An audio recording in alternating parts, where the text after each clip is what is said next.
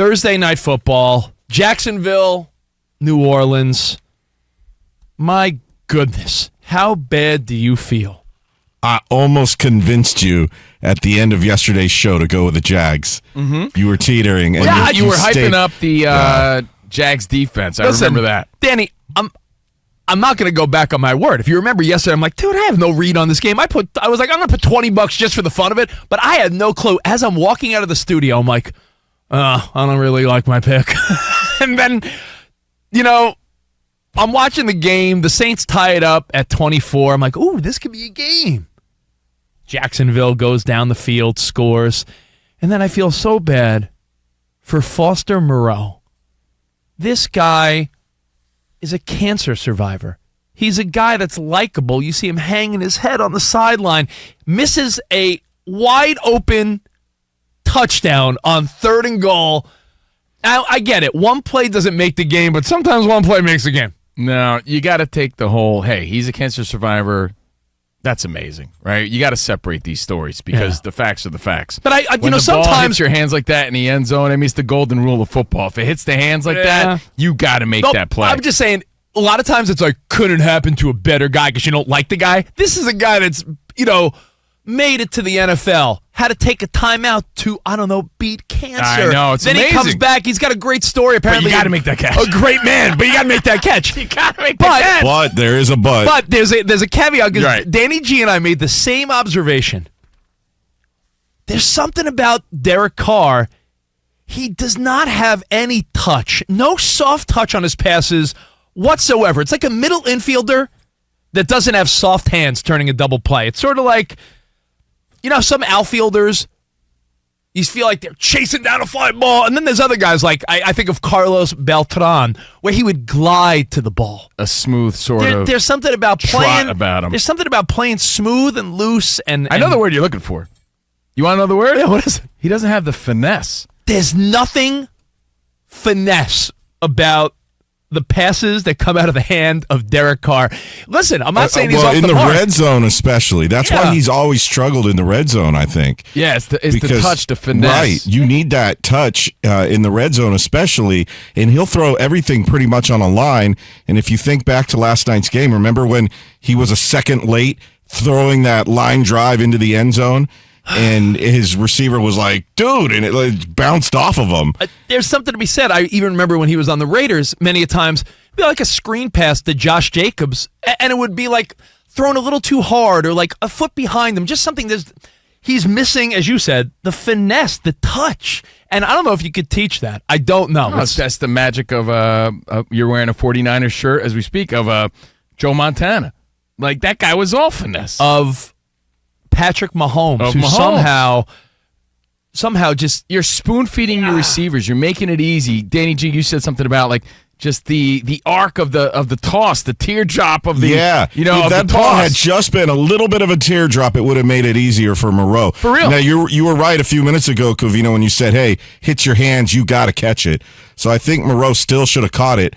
But the fact that it hit his hands so hard and it was on a rope, that's a problem when you got a guy wide open. Right, like that. Carr could have made it easier for the guy, no question. And I think really good look for Alvin Kamara to hang with his teammate, put his arm around him, walk back into the locker room with him. Class act. I know Alvin Kamara had some issues earlier in the season off the field, but that was a class move last night. And I know it doesn't come down to one play, right? It's sort of like when your team loses on like a bad play in the 9th inning. It's like, well, there's 9 innings. But sometimes one play does stand out because you can't argue it, right? I mean, go back to the Super Bowl Seahawks-Patriots. Yeah, it was a 60-minute, 4-quarter game. But when you don't run the ball with Marshawn Lynch at the 1-yard line, how do you not say it's that play? It's that play. 3rd and goal, touches the tight end's hands. Catches it, extra point, you're going to OT. It's hard to not blame him, even though you can't blame him. Can you teach finesse, though? I think you can. I don't know. That's another question. Either way, I'll give you too late in the game. A great example. Carr. Are you a good dancer? Well, I was going to say that. That's why boxers like Lomachenko, you'll hear that, he has great feet, great footwork, because he took ballet class his whole life. to achieve that finesse in the ring. So can you learn that? I don't know. But for some people, and I hate to stereotype, but you see some of these Hispanic, these Dominican middle infielders, it's almost like they're born with it because they're so smooth. They play with such finesse, it almost makes them look lazy sometimes, but they're just so smooth. Josh Allen worked on it in the offseason, couple off seasons, and he's the quarterback we know now. When he first came into the NFL, everything was a cannon on a line drive, and he didn't have that touch and his accuracy was off. And people are like, well, you can't fix accuracy. He did. Fix accuracy, and maybe I think you can work on your finesse. You could work on your finesse, but Danny, let's just say they were doing Dancing with the Stars, Super Producer Edition. You think you got 2 left feet, or you think they could teach you to dance with the stars? Oh, they would need overtime for that kind of dancing. Because I do wonder, like, can you take anyone and be like, no, anyone's capable? I have this weird sort of thing that I don't want to manifest, but this sort of phone call, imaginary phone call that I think we might get one day. Like, hey, Covino and Rich, you're like D-level celebrities, right? At one point, I'm not even saying now, I'm saying in the future. In the future, we made it. We're like D-level, like, credible. And they're like, you guys want to be on Dancing with the Stars? This is where I say, you know what, Rich? Take it away. Because I don't think there's any You don't think there's any hope? No, I don't think there's any hope for me whatsoever.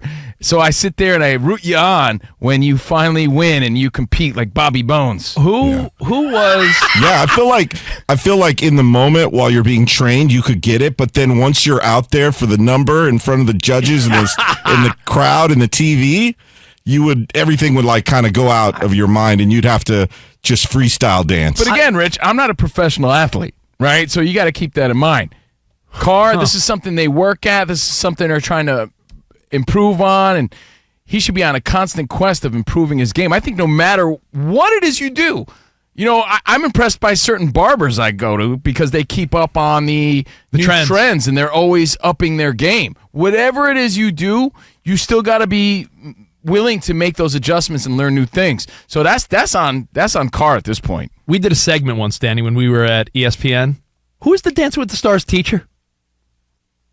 I know you. Shauna Burgess. One of those, like one of the coaches or contestants. Yeah. We did She married Brian Austin Green. Okay. We did a bit with her, and I'll be honest, I struggled. Sharna Burgess. Yeah, we Covino and I both Australian. Dude, yeah, she's beautiful. We both struggled through her trying to jokingly teach us a few moves. Yo, it was if you go to our social media page and scroll back years, scroll back when we were on ESPN, you'll see it. It is embarrassing. Some people can't be taught touch or feel, and I wonder, is Derr Carr a great quarterback? You know, in the big picture, he's in the NFL for God's sakes. Yeah, but and there's a certain level of footwork that is involved in that. So I think he is coachable. I don't want to compare it to 6-year-old girls, but I coach my daughter's t-ball team, and I do see that there's some kids that mechanics and stuff like that comes easy, and others, it's like they are lost. And it's not their fault. They're little kids. Like, some kids are like, yo, here, swing the bat.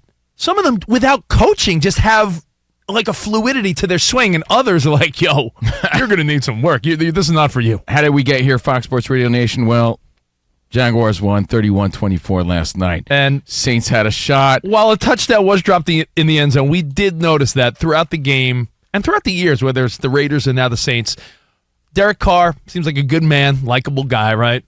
But there's something to be said about him lacking a little bit of touch. That you know, you're right. That was the perfect route to demonstrate what Danny's talking about. Tight end on a goal line stand, sneaks through, drop it in. You know, to the back corner. That was as you said, the touch. That doesn't need to be a bullet. Drop it in. That needs to be dropped in. You don't need to throw it. Like, drop it in there. And Make it easy for the guy. Yeah. Well, sorry. Some people don't have rhythm in the bedroom. Some people don't have rhythm on the dance floor. Why'd you look at me when you said that? I've heard things. Why'd you look at me? I've heard that you disappoint sometimes. Don't look at me. I've heard that. Look at Ramos. Oh, look at me.